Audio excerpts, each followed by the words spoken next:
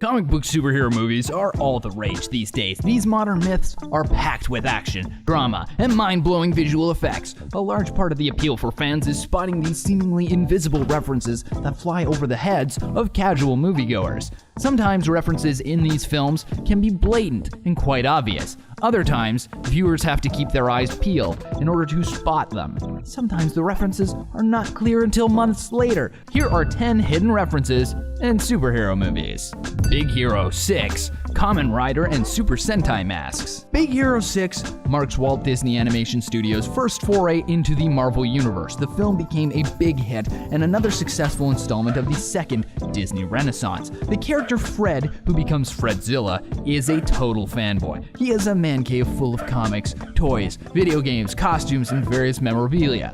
Big Hero 6 is a movie filled with hidden references and Easter eggs, from the hidden Mickeys to the wanted poster for Prince Hans from Frozen. One of the more amusing, obscure references is the placement of the Kamen Rider and Super Sentai-inspired masks in the background of Fred's Geek Room. Kamen Rider and Super Sentai are Japanese superhero-esque shows that usually feature teens or young heroes transforming into armored heroes that protect the innocent from evil monsters. Super Sentai, well, it's essentially the basis for what became Power Rangers in the US. A reference to Kamen Rider in a Disney movie?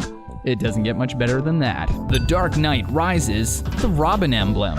Christopher Nolan's Batman trilogy is highly acclaimed and renowned. It's a serious, dark, and dramatic take on the Batman mythos. However, Batman's sidekick Robin never really appears in the trilogy, and John Blake doesn't count. However, the film does pay homage to the Boy Wonder. During the football game where Bane starts his attack on Gotham City, there's a group of fans holding a sign that says Rogues, referencing the fictional Gotham City NFL team, the Gotham City Rogues. It's interesting that the R letter for the signs is very stylized. It clearly resembles the classic Robin logo, which Robin usually sports on his trademark costume. So while Robin never makes a formal appearance in Nolan's trilogy, there is an homage to the character in some respect. Guardians of the Galaxy, the Cosmic Entities. In the Marvel Cinematic Universe, the Cosmic Entities have been appropriated as the creators of the Infinity Stones, which are the major MacGuffins of many of the films. Their image can be seen in the temple where Star-Lord finds the orb,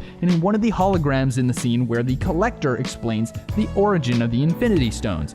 The image of these characters is incredibly significant, but incredibly easy to miss. The image of the Cosmic Entities represents death, entropy, infinity, and eternity. In the history of Marvel Comics, these beings are big movers and shakers who are rarely seen, but have influenced and been a part of major stories. They are creatures of omnipotent power. Considering that the goal of Thanos is to assemble the stones the Cosmic Entities created into his Infinity Gauntlet, does Thanos have higher goals in mind involving these creatures? Moviegoers will know for sure in the next few years. Iron Man 3, Bambi Arbogast. Talk about a reference that's hidden. This one is for a character who doesn't even exist in a single frame of the film. During an early scene in Iron Man 3, Tony Stark's loyal friend and head of security Harold Happy Hogan speaks to a receptionist who cannot be seen on screen, referring to her as Bambi.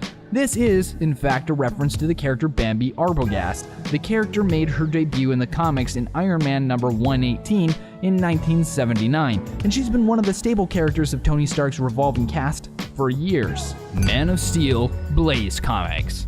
Some fans recognize the Wayne Enterprise building in the 2013 Man of Steel movie. However, there's yet another blink and you'll miss it cameo from another DC Comics reference. One of the billboards in the background of the Zod and Superman fight in Metropolis is actually a billboard for Blaze Comics. Blaze Comics is a fictional comic book label within the DC universe. The Blaze Comics usually feature another DC hero in Booster Gold. The Wayne Enterprises reference is cool, but to throw in such an obscure reference for the Man of Steel movie related to Booster Gold is definitely impressive. Captain America, the Winter Soldier, the Lemurian Star. This is a more obscure reference that a lot of fans might miss. It's not a blatant name drop like Bruce Banner or Stephen Strange. At the beginning of the movie, Captain America and his team infiltrate a shield vessel that has been taken over by terrorists. The vessel is called the Lemurian Star. This is a reference to the sunken continent Lemuria from the Marvel Universe. Lemuria made its debut way back in 1969. It's a land ruled by the Deviants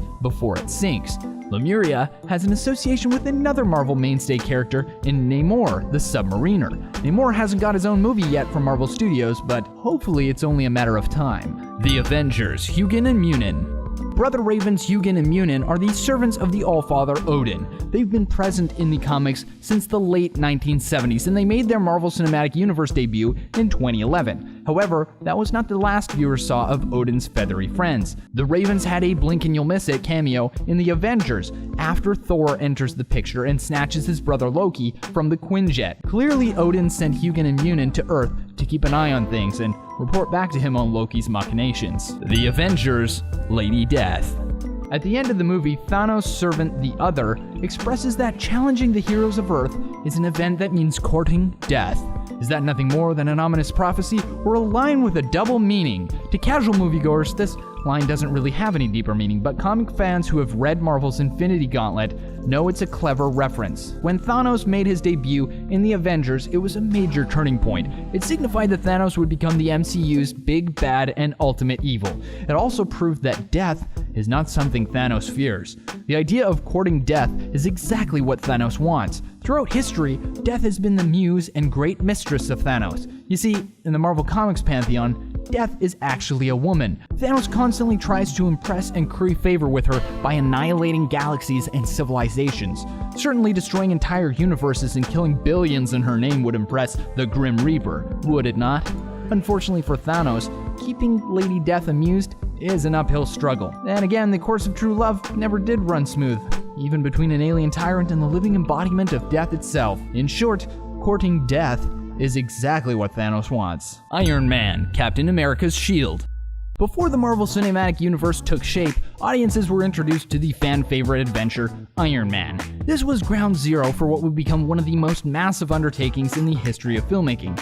Iron Man has quite a few hidden references and Easter eggs. In particular, keen-eyed fans can spot that a familiar tool is present in Tony Stark's workshop. The shield is in the background and very easy to miss. That tool is none other than the familiar shield of Captain America. A small bit, but for dedicated fans it represented a sign of the excellent things to come. The shield made a more blatantly gratuitous appearance in Iron Man 2, but the less said about that one the better. The Dark Knight, the Joker's mask from 1960's Batman TV series. The Dark Knight is a heralded modern classic. It's a groundbreaking film that broke the mold and expectations for what comic book superhero movies are and could be to moviegoers. The film is iconic and best known for its performance by the late Heath Ledger, who posthumously won an Academy Award for his performance. It's the first and only time an actor won an award for an acting performance in a film based on a comic book. The Joker's first appearance on screen in the film is actually a clever reference. The camera pans up to the Joker's figure from behind, and he's holding a clown mask. That clown mask is actually a reference to the equally iconic and beloved 1960s Batman TV series, starring Adam West and Burt Ward. In the first season episode of that show, The Joker is Wild. The Joker, Cesar Romero, is in disguise as an opera singer, wearing a rubber clown mask and performing Pagliacci. That same clown mask is worn by Heath Ledger's Joker as part of his disguise for the thrilling bank heist. Christopher Nolan's Batman trilogy and the Adam West TV series are as different as night and day, but it's amusing to see a clever reference from that show built into The Dark Knight. If anything, it's symbolic of the evolution of the Joker character in motion pictures. Those were 10 hidden references in superhero movies. Were you clever enough to spot any of them before we pointed them out? Let us know in the comments section down below. If you enjoyed this video, make sure to subscribe. Thanks for watching, and we'll see you next time.